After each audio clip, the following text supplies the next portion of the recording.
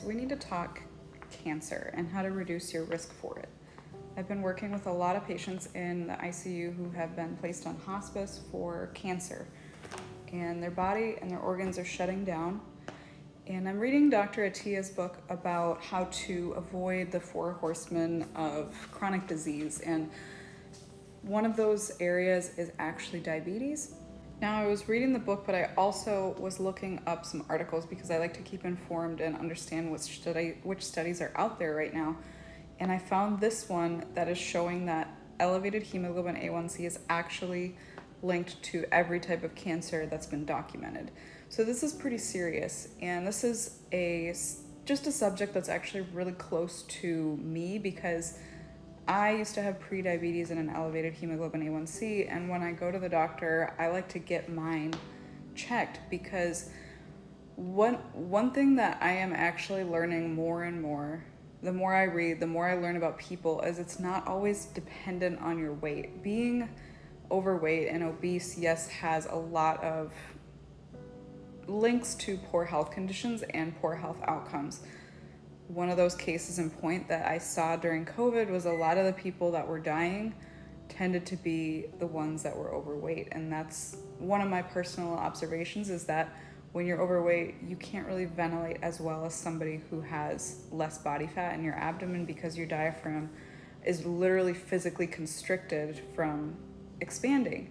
So that's one way to explain that piece. But then we have cancer that likes to find fuel. It will find fuel, is what I'm learning from anywhere, but sugar is one of its preferred fuel sources. But then insulin is really what shuttles the sugar into the cell where it can be used for energy. So when we have too much insulin, when insulin levels are elevated because it senses glucose, that's when we can start to become insulin resistant, and the cells do not want to open the doors to insulin anymore to let sugar in.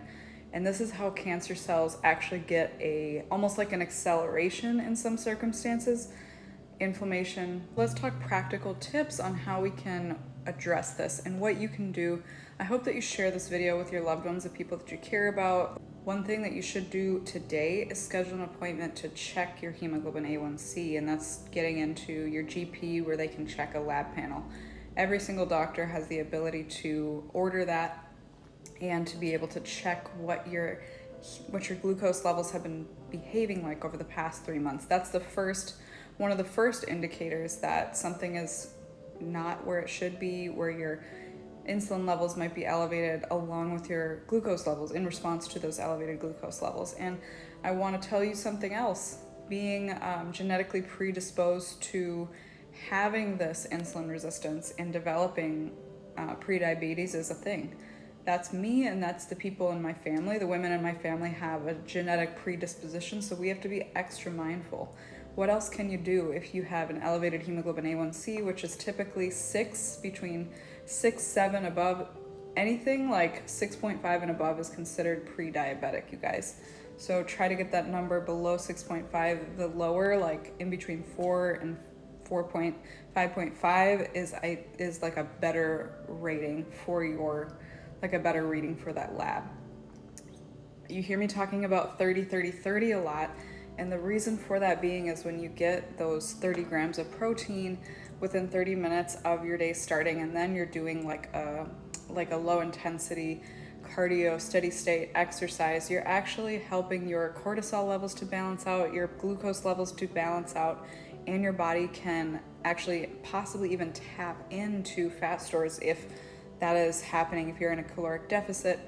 The theory here is your system gets an advantage because you're able to give it the stimulus and enough nutrition, the right nutrients that it needs to help almost like have homeostasis with your nutrition and the way that your body is using glucose, and also your appetite feeling more balanced. Because if you start your day eating like a bowl of cereal, like a lot of people drink juice in the morning, and they're not really eating that much protein, this can really be almost like we talk about kindling for a fire. That can be kindling for the start of prediabetes, insulin resistance, or even increasing your risk for cancer because of this. So this is something that I'm eating as a snack right now. This is like an egg bite. I've already had my breakfast, but I'm having a snack because I got hungry again.